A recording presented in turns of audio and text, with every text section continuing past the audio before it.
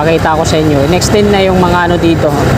In-extend na yung mga concrete barrier patungo dito sa inner lane kasi konkreto na kasi dito, no? Halos lahat na. Hindi na siguro yung asfalto ito, no? Ayun, no? Konkreto na po lahat hanggang dito sa dulo. Sinimulan ko to, walang naniniwala sa paligid ko. Ano? Yan, magandang umaga po sa inyo lahat mga kasikap. Welcome po sa panibago na naman nating update. Nandito po tayo ngayon sa kaba ng Quirino Avenue southbound. At sisilipin po natin ngayon yung off-ramp patungong Top Ross Boulevard at yung on-ramp to south along Osmeña. So araw po ngayon na Sabado, ika-28 na po ng Hunyo taong 2025 at ika-7 na po ng umaga. Sa kaliwa po natin yung off-ramp dito sa may Pandakan.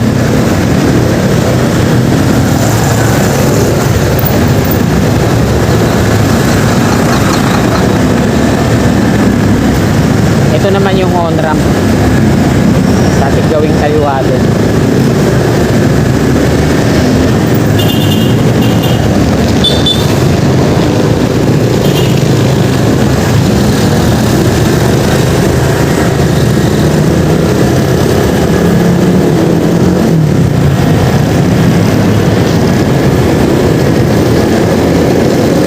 Yung pakanan patungo po ng Pedro William.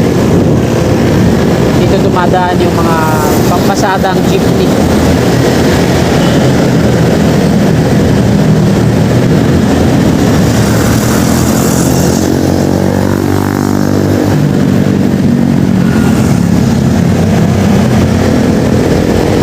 Plaza Azul po dito sa ating kaliwa.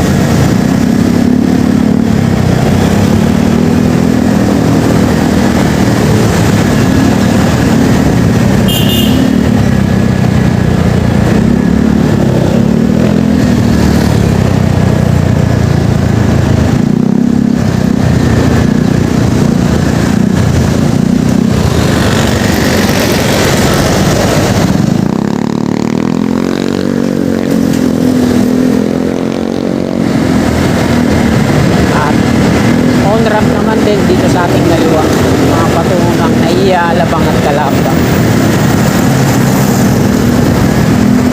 Nandito na tayo sa Nagtahan Interchange.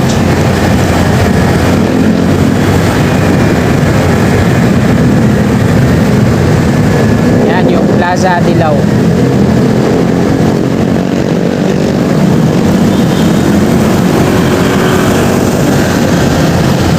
Paco Station dito sa ating gawing kaliwa sa likod ng establishment na yan, abandonado.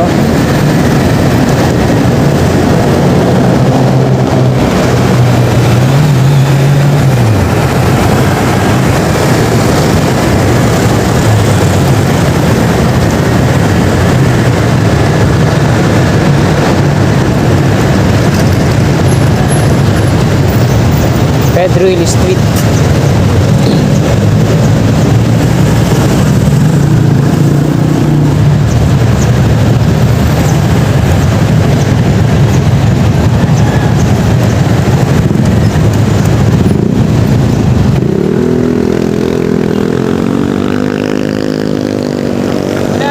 Ito yung mga pier columns sa ating gawing kanan. Lahat na yan may platform. Dito sa unahan, inumpisa na nila mag-rebar. Ayan, para sa pier head. Quirino Interchange. So, sira yung stoplight, diretso tayo. Ayan, dalawa na yung pier head konkreto dito. Ito, tsaka ayan sa unahan. Ito naman yung off-ramp, ilalim na viaduct.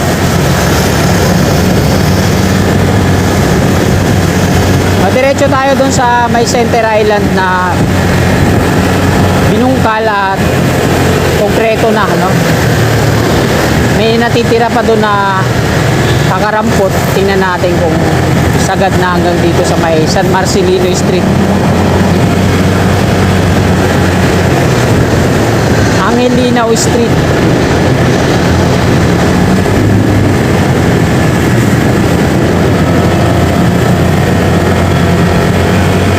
So ito po yung entry at exit ng Skyway. Ito yung may toll. Ito po yung exit.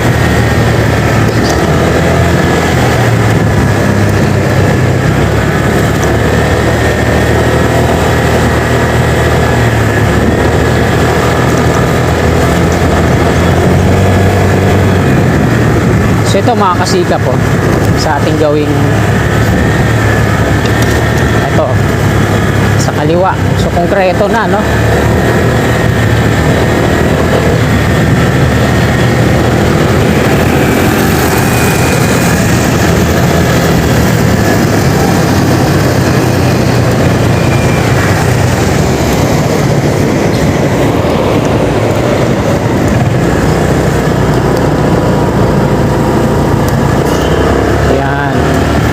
Ipakita ko sa inyo. In-extend na yung mga ano dito.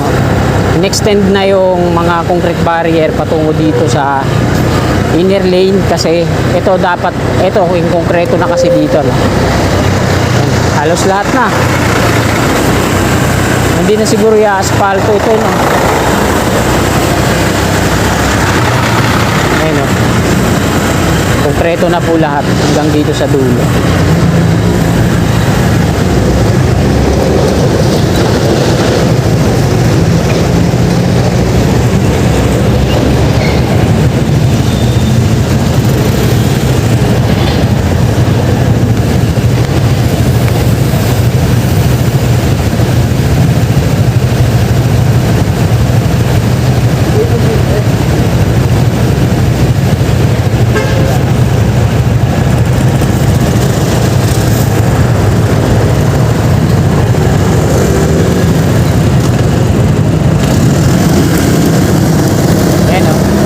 Lawak na mga kasigap dito sa ano, no? Pwede na mag-start ang extension patungong Top Rojas Boulevard. Exit sa kaliwa, ito naman yung entry, yung walang toll. So dadako naman tayo dito sa on-ramp patungong Top Rojas Boulevard, ay patungong Osmeña Highway. Ilalim, oh, malinis, walang mga basura. So maganda talaga pag binabakuran kaagad nila ng wire mesh. Hindi nakakapagtapon, nakakapasok yung mga kababayan natin, mga street dwellers diyan para magkalat.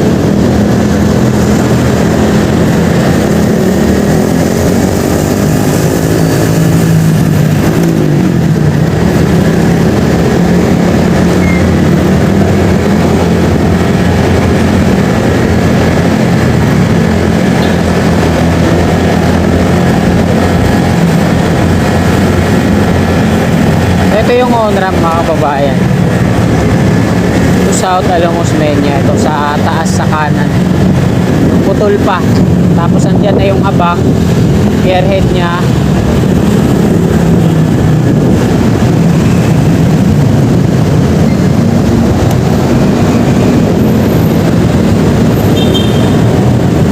Ayan nakalagay. No right turn on red signal.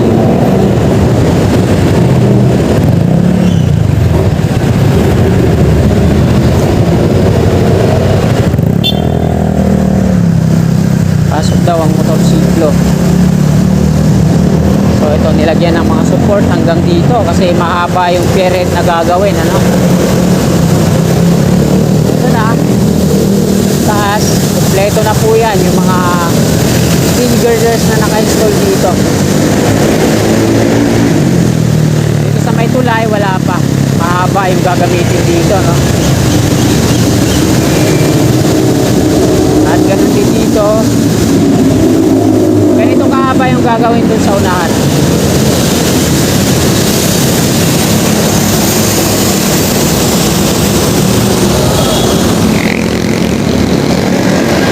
Dito nga mga kababayan, nag-slab na sila, no? Meron ng slab.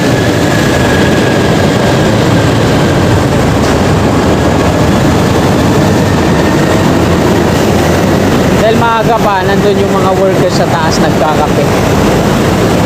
Ganda ng ano nila dun eh.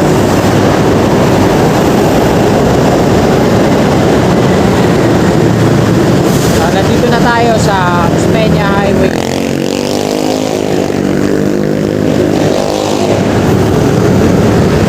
Yun o, espalto na dito. Pinatungan ulit nila ng panibago. Ayan o, ito yung dati. Pinatungan pa nila. Panibago. So, patiuna lang pala to tapos papatungan pa pala.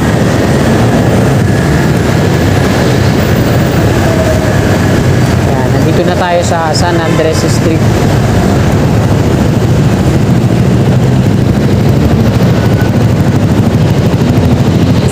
Ayan mga kasikap, hanggang dito na lang po itong video na to. Marami pong salamat sa inyong walang sawang suporta. Magandang umaga, God bless po sa ating